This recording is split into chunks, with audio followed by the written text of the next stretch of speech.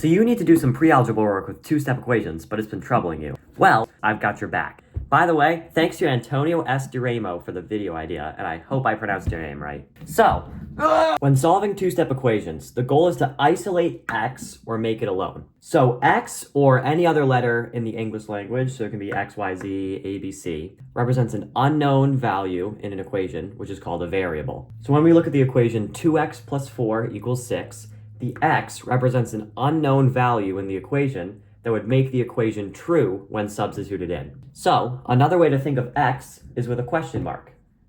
That's horribly drawn. So 2 times x plus 4 equals 6 becomes 2 times question mark plus 4 equals 6, which can just make it a little bit easier to understand what we're trying to do here. Now, to solve two-step equations, you have to isolate x or make it alone, which reveals the numerical value that makes x true. Now, as the name suggests, solving for the variable, in this case x, only takes 2 steps.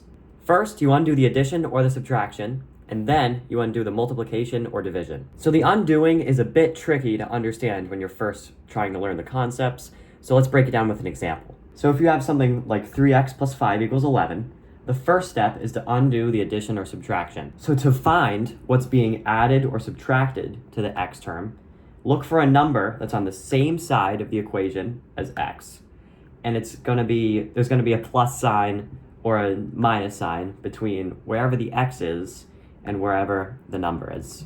So we know it's not 11 because that's on the other side of the equation, and we know it's not 3 because that's being multiplied to x, not added or subtracted. Now, to undo the addition of 5, we subtract 5 from it. Let's say I want to isolate this box, but I have 3 markers, right? I have to subtract 3 markers, which is the same amount, to isolate the box. Just make one box. So the same thing applies here. We have a plus 5, so we subtract 5 to cancel that out. Meow. Mathman Owen, wait, you might be saying. The other side of the equation is unbalanced, and you'd be right. At this point, since we subtracted 5 from one side of the equation, now one side of the equation is 5 less than the other side of the equation. So to make sure that the equation is still true, we take away 5 from the other side of the equation as well. 5 and the negative 5 cancel out, and 11 minus 5 is 6, so we get 3x plus 6 as our new equation. Now, we are done with step 1. Next is step 2, to undo the multiplication or the division, which is very similar to the first one.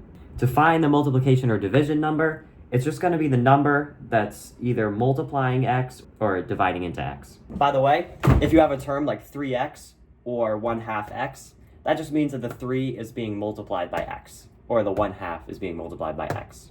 So in our equation, we have 3x equals 6. That means that the 3 is multiplying x. So that's the number that's multiplying x. Now that we know what term we have to undo, we're going to divide that term by 3. Let's say you have a box that's multiplied by 3, right? Now you have 3 boxes. If you want to just get one box on its own, you divide the amount of boxes by 3, or you divide by how many boxes there are, and you have 1 box left. So when we divide by 3 here, that just is going to leave x, and we have to do the same thing. We also have to divide the other side of the equation by 3 to make sure that the equation is still balanced. So now, that just leaves us with our final answer, x equals 2. Since we isolated x, now the other side of the equation is just a number, so that gives us the actual value of x. Now let's say you want to check your work.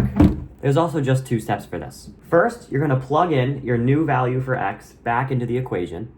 Then you're going to simplify the equation, and if both sides of the equation are equal, then your solution was correct. If they're unequal, your solution was false. Let's use the example we just had. Our equation was 3x plus 5 equals 11, and our solution was x equals 2. We're going to plug in 2 for x in the original equation. Then we get 3 times 2 plus 5 equals 11. And now we just simplify. Make sure to remember your order of operations as well. We do multiplication before addition, so 3 times 2 is 6, and then 6 plus 5 equals 11.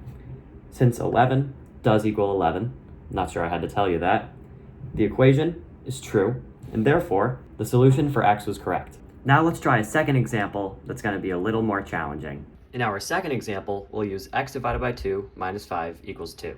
For the first step, we instead add 5 to each side of the equation, since this will undo the 5 that is being subtracted from the x. So right here, the negative 5 and the positive 5 cancel. You also have to add 5 to the other side to make sure that the equation stays balanced. And then this gives us x divided by 2 equals 7. You do the same thing here. Since you have dividing by 2, you multiply that by 2 to cancel. Then you also have to multiply the other side by 2 to make sure the equation stays balanced. And that gives us our final answer of x equals 14. Then checking your answer is still similar, you plug 14 back in, take away 5 is 2. Since 2 equals 2, it is the correct solution. I know it was already because I'm so smart, but now that you've hopefully learned all the concepts of two-step equations, here are some challenge examples you can try in the comments. So, that's the process for solving two-step equations. It might seem like a lot, but I'm sure you'll get it with enough time. If you're still confused, you can ask me more questions down in the comments below. So you can use online resources like YouTube, Google, or ChatGPT, though I wouldn't trust ChatGPT as much as it can be wrong. Check out other pre-algebra videos over here, my channel trailer right here, and subscribe to me over here. And if you've made it here to the end of the video, you can email me at mathmanowen@gmail.com with any other problems or concepts you're having trouble with in math, or you can just leave another comment on this video, or any of my other videos, in fact. Bye.